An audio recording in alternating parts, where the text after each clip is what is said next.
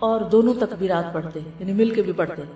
لوگ ان کی تکبیر سن کر تکبیر کہتے ہیں، یعنی یہ پڑھتے تو جو سنتا تو وہ بھی کہنا شروع کر دیتا۔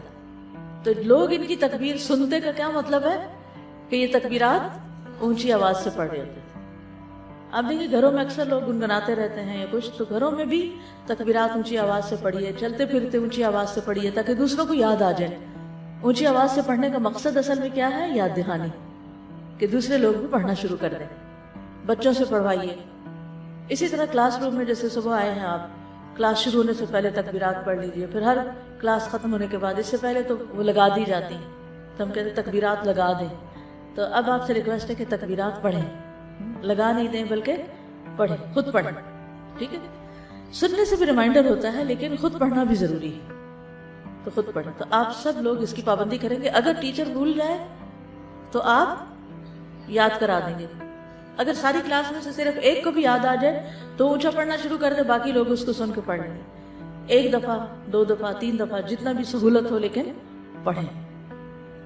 پھر اسی طرح محمد بن علی جو تھے، ان صحیح بخاری میں آتا ہے کہ وہ نفل نمازوں کے بعد بھی تکبیر کہتے تھے، یعنی نفل نماز پڑھ کے، جیسے تہجد کے پڑھے یا چاشت اشراق کے پڑھے یا پھر اس کے علاوہ، تو وہ نفل پڑھ کے بھی تکبیر پڑھتے تھے۔ اسی طرح عورتیں بھی تکبیرات پڑھتی تھی۔ عمر رضی اللہ عنہ منا میں اپنے خیمے کے اندر تکبیر کہتے تو مسجد میں موجود لوگ اسے سنتے اور تکبیر کہتے، اور بازار والے تکبیر کہتے، یہاں تک کہ سارا منا تکبیرات سے گونج اٹھتا۔ کتنا بڑا علاقہ ہے منا کا، سارا منا تکبیرات سے گونج اٹھتا۔ اب تو خیر سپیکرز ہیں، اس وقت لوگوں کی اپنی آوازوں سے سارا منا گونج اٹھتا۔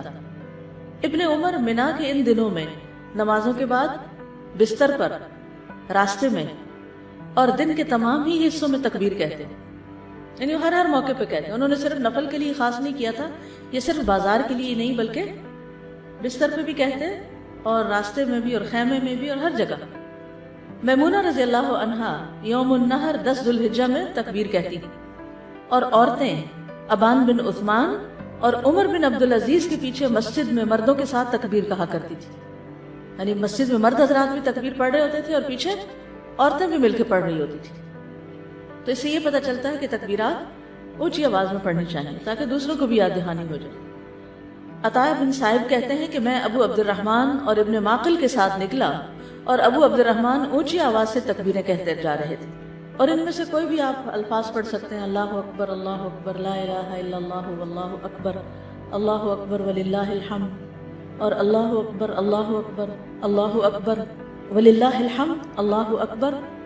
اسی طرح اللہ اکبر کبیرہ اللہ اکبر و اجل اللہ اکبر وللہ الحمد، پھر اللہ اکبر کبیرہ، تو اللہ اکبر کبیرہ والحمد للہ کثیرہ وسبحان اللہ بکرۃ و اصیلا بھی آپ پڑھ سکتے ہیں، ٹھیک ہے؟ آخر میں اللہم اغفر لی بھی کہہ سکتے ہیں۔ دوسرا اہم کام جو ان دنوں میں کرنے کا ہے وہ 9 ذی الحجہ کا روزہ ہے۔ اس روزے کی خاص فضیلت ہے جس سے انسان کے گناہ معاف ہوتے ہیں، اور یہ دن 1 سال گزرے ہوئے اور 1 سال آنے والے گناہوں کا کفارہ بنتا ہے۔ لیکن اس کے علاوہ بھی آپ باقی دنوں میں روزے رکھ سکتے ہیں، خاص طور پر جن کے رمضان کے روزے رہتے ہوں وہ ان دنوں میں قضا کر دیں، جو شوال میں نہیں کر سکے، ذوالقعدہ میں نہیں کر سکے، اب ذوالحجہ میں کر رہے ہیں۔ اجر کا اجر ہے اور اپنے فرض کی ادائیگی بھی ہو جائے گی۔ شوال کے روزے تو الگ الگ رکھنے پڑتے ہیں، لیکن یہ آپ ملا کے بھی رکھ سکتے ہیں، کیونکہ ان پہلے 8 دنوں کے روزے کو مخصوص نہیں ہے، یہ ہم نفلی روزے ثواب کی خاطر رکھتے ہیں، لیکن اگر قضا رکھ لیں تو بہت اچھا ہے۔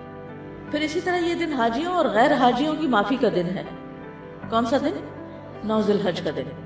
صحیح ترغیب کی حدیث ہے، نبی صلی اللہ علیہ وسلم نے فرمایا، تمہارا دوپہر کے بعد عرفات میں کھڑے ہونا تو اللہ تعالیٰ آسمان دنیا پر نازل ہوتا ہے اور فرشتوں سے تم پر فخر کرتا ہے، فرماتا ہے کہ میرے بندے میرے پاس کھلے اور گہرے راستے سے پراگندہ حالت میں آئے ہیں، یعنی تھک تھکا کے آئے ہیں، جو میری رحمت و جنت کے امیدوار ہیں، بس اگر تمہارے گناہ ریت کے ذروں یا بارش کے قطروں یا سمندر کی جھاگ برابر بھی ہوں تو میں انہیں بخش دوں گا۔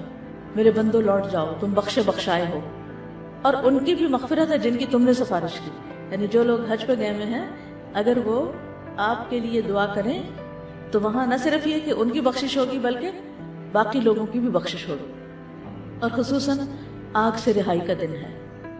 حضرت عائشہ کہتی ہے کہ رسول اللہ صلی اللہ علیہ وسلم نے فرمایا اللہ سبحانہ و تعالی عرفہ کے دن سے زیادہ کسی دن اپنے بندوں کو دوزخ سے آزاد نہیں کرتا، اور اللہ اپنے بندوں کے قریب ہوتا ہے، پھر فرشتوں کے سامنے اپنے بندوں پر فخر فرماتے ہوئے فرماتا ہے کہ یہ سارے بندے کس ارادے سے آئے ہیں۔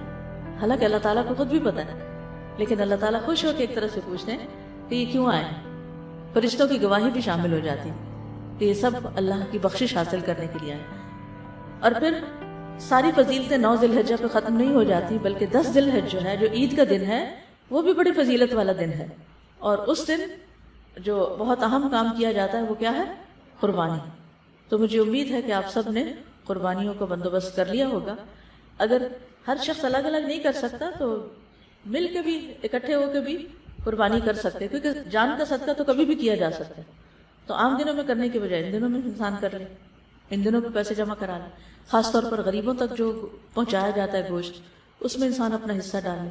کہ کچھ لوگ محنت پہ لگے ہوئے ہیں، وہ دور دراز علاقوں میں قربانی کے جانور پہنچاتے ہیں، گوشت پہنچاتے ہیں، تو ہم خود تو وہاں تک پہنچ نہیں سکتے۔ اگر ہر شخص یہ کام کرنے لگے تو ناممکن ہے، کیونکہ جانوروں کی ٹرانسپورٹیشن یا خود ایون سفر کر کے وہاں جانا، یہ سب کچھ بڑی مشکل کام ہے۔